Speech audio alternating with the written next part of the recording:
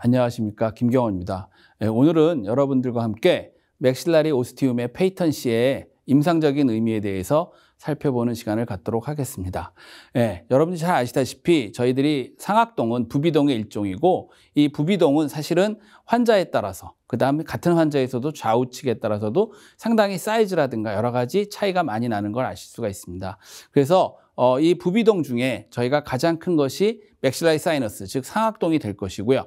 지금 보시면 실질적으로 맥실라리 사이너스와 네이잘 캐비티가 연결되는 부분은 쉽게 말씀드리면 인피리어 터비네이트 본과 사실 미드 터비네이트 본 사이에 구멍이 존재하게 되는데요. 이 맥실라리 오스티움은 엄밀하게 말하면 이 미들 터비네이트 본 자체가 에스모이드 본의 일부이기 때문에 어떻게 보면 에스모이드 본과 인피리어 터비네이트 본 사이에 존재하는 구멍을, 그 컴플렉스를 우리가 맥실라리 오스티움이라고 말씀드릴 수 있을 것 같습니다. 맥실라리 사이너스는 여러분이 잘 아시다시피 어떻게 보면 네잘 캐비티에서 오리진이 돼서 이와 같이 점차 확장되어가는 과정을 거치게 되고요. 실질적으로 이렇게 내장에 저희 파노라마 엑스레이가 있는데, 지금 보시면 내장에서 보면 각각의 사이너스의 레벨이 상당히 많이 차이나는 걸 보실 수가 있습니다. 첫 번째 라든가 특히 또 마지막 네 번째 엑스레이 같은 경우는 실질적으로 치아가 미싱된 부분에 상당히 젊은 환자, 물론 이분은 임플란타로 온 환자는 아니었지만 상당히 맥실라리 사이너스의 뉴마타이제이션이 심한, 즉 환자에 따라서 맥실라리 사이너스의 형태라든가 또는 같은 환자에서도 좌우측에서 차이가 나는 걸 아실 수가 있겠습니다. 이와 같이 맥실라리 오스티움이라는 것은 어떻게 보면 맥실라리 사이너스와 네잘 캐비티가 연결되는 그 구조물이라고 말씀드릴 수가 있고요. 이러한 맥실라리 오스티움 자체는 미들 미아투스에 열려 있게 되는데, 그 부분은 역시 프론탈이나 엔테리어 에스모이달 사이너스에서도 드레인이 일어나기 때문에 실질적으로 맥실라리 오스티움의 페이턴시는 상당히 임상적으로 중요하다고 말씀드릴 수 있을 것 같습니다. 우리가 흔히 얘기하는 맥실라리 사이너스의 상악동 막은 슈나이더 멤브레인이라고 하는데, 이것은 어떻게 보면 비강 점막에서 시작된, 즉 슈도 스트레티파이드 콜룸나 에피세리움의 형태에 가진 어떻게 보면 호흡 쌍피가 되겠습니다. 그래서 호흡 쌍피는 이와 같이 어떻게 보면 맥실라리 사이너스 내에 있는 것이 뮤커스가 어떻게 그 네이잘 내로, 즉 구강 내로 이와 같이 배출이 되는 것을 여러분들이 아실 수가 있고요. 실질적으로 이 콜룸나 에피세리움의 실리아는 분당 약 9mm 정도의 속도로 계속해서 이동이 된다 그러고, 건강한 환자의 경우 하루에 1리터 정도가 배출될 정도로 저희가 생각하는 것보다는 상당히 많은 양이 배출되고 있는 걸 보실 수가 있습니다. 그러면 이와 같이 맥실라리 사이너스의 뮤커스가 클리어런스가 일어나려면, 배출이 되기 위해서는 어떻게 보면 적절한 벤틸레이션이 상당히 중요합니다. 왜냐하면 저희들이 보통 상악동 막의 색깔이 어떠냐라고 물어보면 선생님들이 어떤 분들은 하얗다고 말씀하시지만, 제가 생각할 때 맥실라리 사이너스 멤브레인의 색깔은 어떻게 보면 상당히 트랜스페런트한 어떤 투명하고, 사실은 즉 혈관이 별로 분포되어 있지 않은 상태입니다.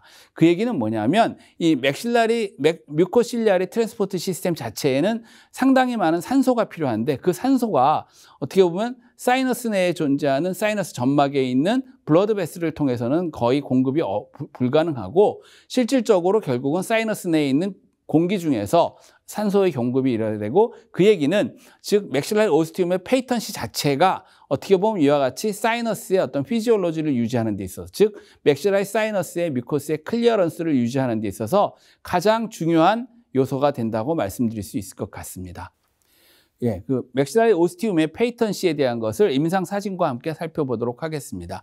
이 환자분 같은 경우 지금 보시면 상악 좌측에는 치아가 미싱된 상태, 우측에는 이와 같이 치아가 있으면서 페리에피칼 리전이 있는 상태에서 내원하셔서 저희들이 CT를 찍어 보니까 이와 같이 우측 사이너스 내에는 뮤코실 같은 어떤 그 병소가 존재하고요.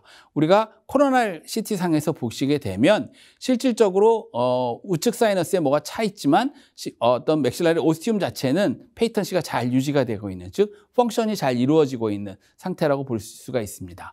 그다음 다른 환자인데, 이 환자 같은 경우는 좌우측 양쪽 구치부에 치아가 미싱된 상태로 내원하셨는데, 지금 보시면 플레인 사정에서 워터스 뷰에서 크게 특별한 사이너스의 이상 수교는 없지만 CT에서 보면 전체적인 뮤코잘 시크닝이 있는 걸 보실 수가 있고요.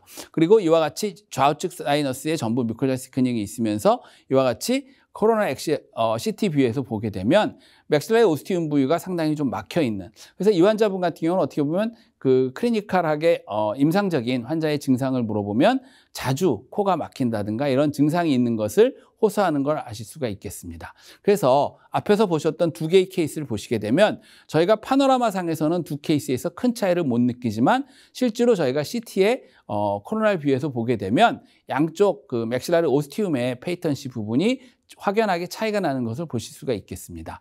그래서 지금 보시면 이와 같이 맥실라리 오스티움의 페이턴시가 유지되지 않았던 환자의 경우 저 같은 경우 이 환자분은 히스토리상 자주 어떤 상악동의 어떤 만성적인 염증 소견을 그러니까 인터미턴트하게지만 가지고 있었기 때문에 이 환자에 대해서 지금 보시면 2008년도에 환자의 우측에 먼저 임플란트를 심고 그다음 좌측 역시 양쪽 그 구치부에 어떤 사이너스의 본그라프트 없이 임플란트 시술을 하였고 지금 보시면 맨 밑에 보면 대략 한 10년 후의 모습인데요. 10년까지 특별한 문제 없이 임플란트가 잘 유지되고 별 문제 없이 진행되는 걸 보실 수가 있습니다.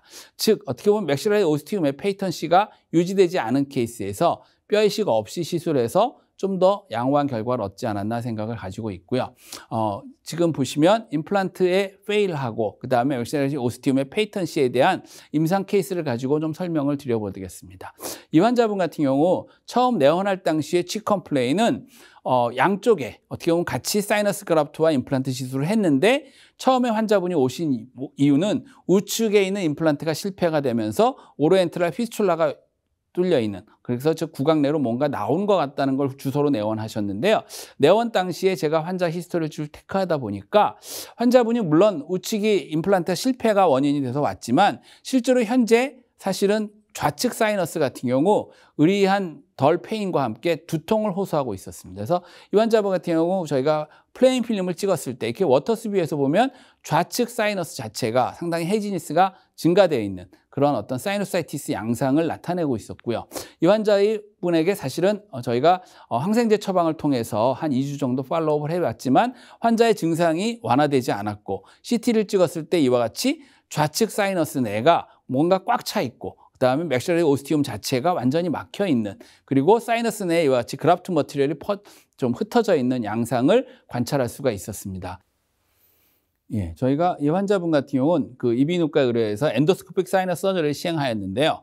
이와 같이 좌측 사이너스 내에서 퍼스와 함께 그라프트 머티리얼이 이와 같이 많이 배출되는 것을 보실 수가 있겠습니다. 그래서 이 환자분 같은 경우 실질적으로 이비인후과 수술 후에 전후에 파노라마 엑스레이가 되겠고요. 저희가 전후에 플레인 필름상에서도 좌우측 특히 좌측 사이너스의 차이를 느끼실 수가 있을 것 같고요. CT 뷰에서 보게 되면 사이너스 내에 어떤 그 병소가 완전히 해결된 걸 보실 수가 있고 저희들이 CT를 수술 전후를 비교해 볼 때 사이너스가 완전히 회복되어 있는 기능이 펑션이 이루어진 걸 보실 수가 있습니다. 그렇지만 실질적으로 그 우측에도 임플란트는 맞아 실패가 됐고 사실은 좌측 사이너스에는 해결이 다 된 상태가 되겠습니다. 이와 같이 수술 전후에 완전 사이너스의 펑션 자체가 차이가 나는 것을 보실 수가 있을 것 같습니다. 그래서 이런 환자의 컴플리케이션의 원인이 뭔가 하고 생각을 해봤더니 환자의 우측 같은 경우 맥실라리 오스티움의 페이턴시는 유지되어 있었습니다. 그래서 현재가 유지되어 있고 사실 프리오피 상태도 유지가 됐던 것 같고요. 어떻게 보면 임플란트의 프라이머리 스테빌리티는 좀 문제가 있었지 않아 생각이 들고 그로 인해서 사이너스 뮤코자는 찢어져 있었고 어떤 그라프트 머티리얼이 흩어졌지만 특별한 인펙션 사인이 없었고요. 거기에 비해서 환자의 좌측 같은 경우는 실질적으로 환자가 내원했을 당시에는 어떻게 보면 그 사이너스 내에 어떤 페이턴시가 유지가 되지 않으면서 완전히 인펙션 사인이 나타나는 것을 관찰하실 수가 있겠습니다. 그래서 다른 환자를 한번 보겠는데요. 유사한 환자인데요. 이 환자도 역시 임플란트가 페일이 되면서 저한테 내원했던 환자입니다. 좌우측에 임플란트를 식립을 하였는데 환자분 같은 경우는 좌측에 임플란트가 페일이 되면서 오르엔트랄 피스툴라가 오프닝 된 것을 주소로 내원을 하였습니다. 그래서 이 환자에 대해서 저희가 CT를 플레인 필름을 찍고 그다음에 CT를 찍어 봤는데요. 이와 같이 임플란트가 실패한 부분에 보면 뮤코잘 시크닝이 있고 그라프트 머티리얼이 좀 사이너스 내로 들어간 듯한 양상은 있지만 실질적으로 우리가 코로나 뷰에서 보면은 실질적으로 환자의 맥실라리 오스티움의 페이턴시가 그대로 유지되는 걸 보실 수가 있고요. 이 환자가 처음 내원 당시에 오로엔트랄 피스출라를 주소로 내원하였지만 특별한 처치 없이 저절로 힐링이 돼서 어떻게 보면 그 피스출라가 전부 클로즈가 됐고요. 그런 상태에서 저희들이 임플란트를 다시 식립하기로, 즉 라테럴 어프로치를 통해서 사이너스 그래프트를 시행하면서 이 당시에는 저희가 레이말본을 이용해서 이와 같이 사이너스 그래프트를 시행을 하였고요. 이와 같이 임플란트 식립을 하고, 지금 보시면 이 환자분 같은 경우 그 후에 사실은 나중에 우측에 있는 임플란트도 문제가 돼서 제거가 되었고, 그 이후에 다시 재식립을 하였고, 약 2년 후에 식립을 하였고, 그리고 보면 밑에 보면 맨 마지막에 약 처음 수술하고 나서 한 13년 만에 특별한 문제 없이 잘 힐링되는 걸 보실 수가 있습니다. 그래서 이 환자분 같은 경우 처음에 임플란트가 실패가 되면서 오로엔트랄 피스출라를 주소로 내원하였지만 환자의 맥실라리 오스티움의 페이턴시가 잘 유지가 되었고, 그 후에 저희가 사이너스 그래프트를 통해서 양쪽 사이너스의 임플란트 식립 후에 약 13년 후에까지도 잘 유지가 되는, 특별한 문제 없이 유지되는 걸 보실 수가 있을 것 같습니다. 그래서 이 환자의 컴플리케이션의 원인 요소를 한번 살펴보면, 환자의 좌측 같은 경우 사실 맥실라리 페이턴시가 오스티움의 페이턴시가 유지되면서 포스트오피 상태, 현재에서 상태에서 문제되면서 실질적으로 멤브레인이 찢어짐으로 해서 어떻게 보면 그래프트 머티리얼이 안으로 흩어지는 건 좀 있었지만, 사실 오리엔트랄 피스출라 자체도 특별한 처치 없이 스폰테니어스하게 힐링된 걸 보실 수가 있고요. 환자의 우측 같은 경우 물론 그 페이턴시가 유지되고 있었기 때문에 물론 나중에 임플란트가 스테빌리티가 좋지 않아서 제거되고 와이드한 걸 심었다가 나중에 다시 또 임플란트를 고치긴 했지만 사이너스의 어떤 컴플리케이션 없이 잘 문제가 해결된 것을 보실 수가 있을 것 같습니다. 그래서 이분은 또 다른 환자분인데 한번 임상 케이스를 보겠습니다. 이분 같은 경우 지금 보시면 저한테 내원하기 전에 이전에 개인 치과에서 했던 영상을 제가 환자분의 파노라믹 뷰를 그 원장님한테 얻었는데요.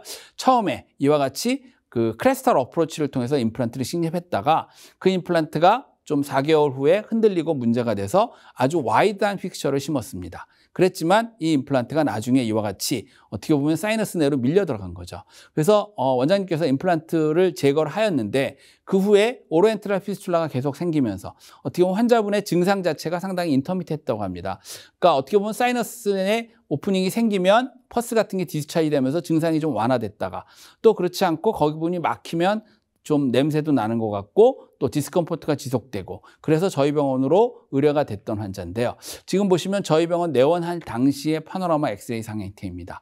어떻게 보면 파노라마 상에서는 큰 문제가 없어 보이는데 저희들이 CT를 찍어 봤을 때 환자의 우측 사이너스 자체가 상당히 오스티움이 막혀 있고 크로닉하게 문제가 지속되고, 그 다음에 오로엔트랄 피스출라가 힐링되지 않고 어떻게 보면 계속해서 문제가 되는 것을 확인하고 저희가 그 부분을 이비인후과와 같이 동시에 수술을 시행을 했습니다. 그래서 이와 같이 수술 시의 모습인데요. 저희들이 라테랄을 열어서 봤을 때 실질적으로 보온 자체가 어떻게 보면 와이드한 임플란트 심었다 보니까 그 상악동의 하연 자체가 완전히 다 뼈가 파괴되어 있었고 오로엔트랄 피스출라가 해결이 잘 안 되고 있어서 이비인후과 수술과 동시에 이와 같이 버컬 패드를 페디클드 플랩을 이용해서 이와 같이 클로저를 했던 상태입니다. 그래서 가운데는 지금 잘은 보이진 않지만 엔도스코픽 사이너스 서저리 시행할 때의 모습이고요. 이후에 사실은 오리엔트랄 피스출라가 해결되고 모든 것이 해결이 됐던 계기가 되겠습니다. 그래서 이 환자분 같은 경우 생겼던 컴플리케이션의 원인 요소를 한번 살펴보시게 되면 실질적으로 환자가 문제가 됐을 때 맥실라리 오스티움의 페이턴시가 유지가 되지 않은 상태였고, 물론 임플란트의 스테빌리티가 안 좋아서 사이너스 내로 임플란트가 들어갔었고요. 어떻게 그러다 보니까 사이너스 멤브레인 자체가 찢어진 상태가 됐고, 그리고 그 다음에 또 크레스탈 어프로치 하면서 실패했을 때 너무 와이드한 걸 심다 보니까 실질적으로 뼈가 많이 파괴되고, 그러다 보면 또 사이너스에 어떻게 보면 오스티움의 페이턴시가 유지되지 않으면서 오리엔트랄 피스출라가 힐링되지 않고 지속적인 염증 반응이 반복되는 것을 관찰했던 케이스가 되겠습니다. 그래서 저희들이 사이너스의 패솔로지를 보시게 되면 크게 이제 주로 저희가 보게 되는 게 인플라메이션, 염증 소견이 되게 되는데요.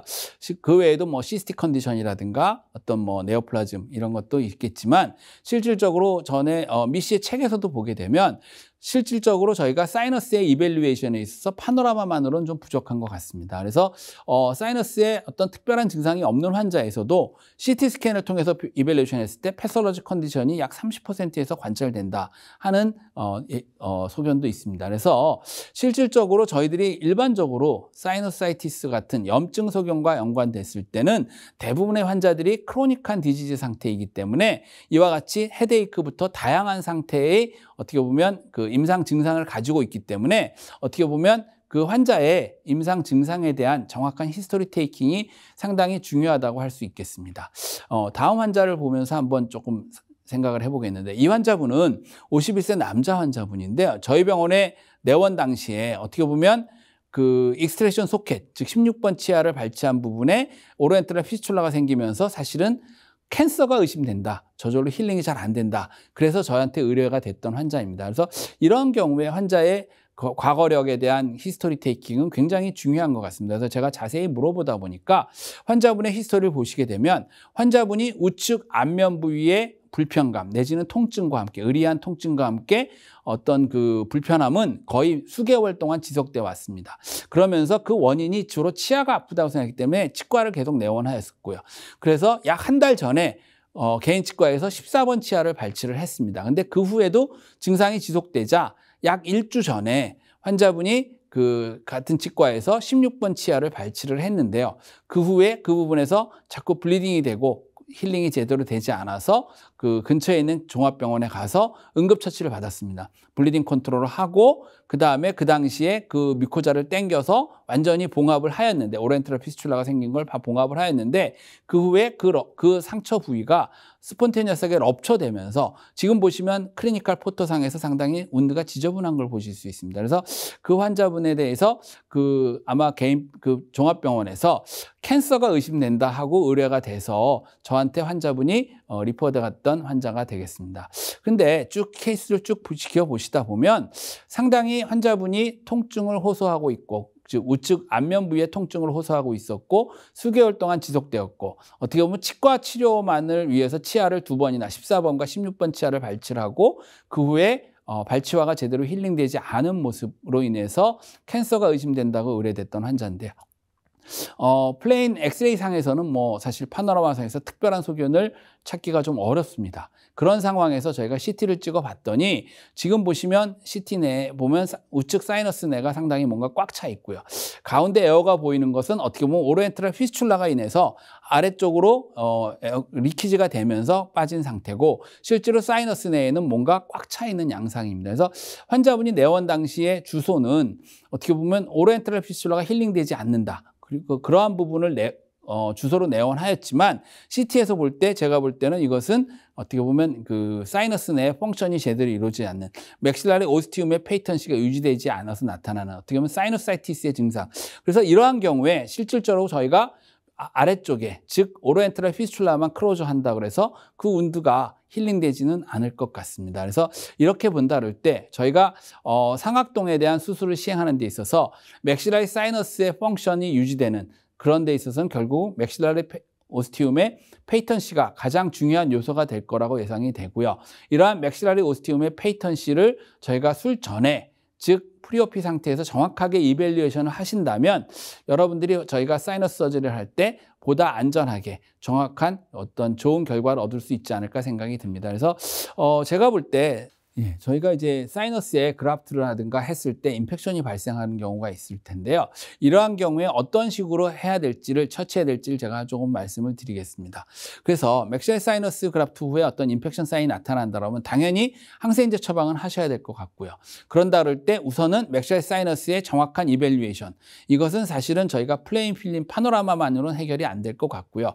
CT 스캔을 통해서 결국은 앞에서 설명드렸던 맥실라리 오스티움의 페이턴시에 대한 정확한 평가가 필요할 것 같습니다. 그래서 만약에 맥실라리 오스티움의 페이턴시가 유지되는 경우와 유지 안 되는 경우가 있다면, 유지되는 경우에는 저희들이 메디케이션이라든가 컨저버티브 트리트먼트로 충분히 해결이 될 것 같고요.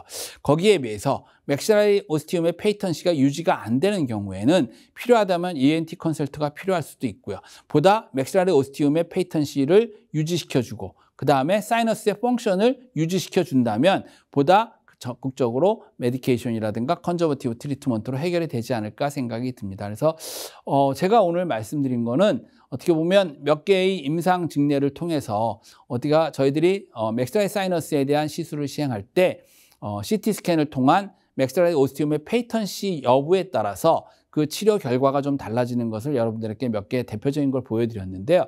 그래서 제 생각에는 여러분들이 보다 안전하게 맥시러리 사이너스의 시술을 시행을 하고 어떤 컴플리케이션 없이, 특히 인펙션 없이 시술을 하기 위해서는 수술 전에 맥실라리 오스티움의 페이턴시, 즉 맥실라리 사이너스에 대한 정확한 CT 스캔을 통한 이밸리에이션이 이루어질 때 여러분이 좀 더 정확한 수술을 시행할 수 있고 좋은 결과를 얻을 수 있지 않을까 생각하게 됩니다. 그래서 오늘은 제가 몇 개의 임상 케이스와 함께 맥실라리 오스티움의 페이턴시가 임상적으로 얼마나 중요한지 여러분들과 함께 알아보는 시간을 가졌습니다. 예, 경청해 주셔서 감사합니다.